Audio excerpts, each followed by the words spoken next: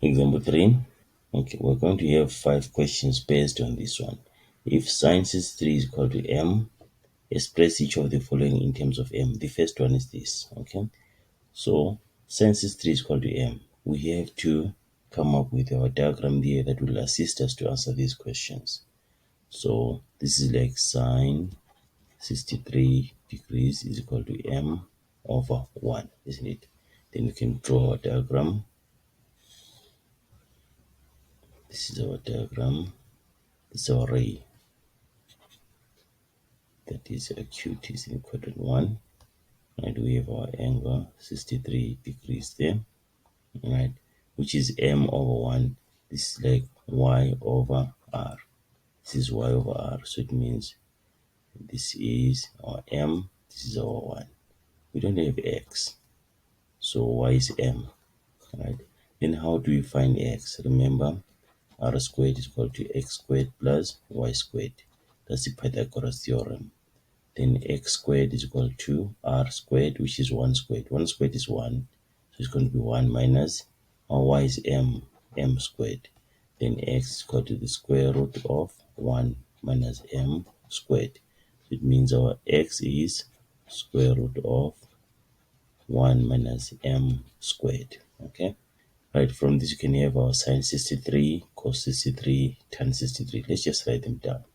We have our sin 63, which is what? Which is m. Then cos 63 degrees is going to be square root of 1 minus m squared over 1, which is just the square root of 1 minus m squared. Okay, then tan 63, maybe we'll need it, is going to be our y over x, so it's going to be m over square root of 1 minus m squared. Okay, right, so with these three we can answer our questions. Let's start with sin 243. Right, when it comes to these questions, we have to make sure that our angles are in terms of the 63 degrees. So think of reduction formula, the co-ratios, special angles. Think about all those. Sin 243. 243 is in the third quadrant. So if you say 180 plus 63, that will give us 243. See that? Now we have this angle in terms of 63 degrees. So you can say this is sine 180 degrees plus 63 degrees. This is in the second quadrant. This is 243. Then we reduce this. This is negative sine 63 degrees.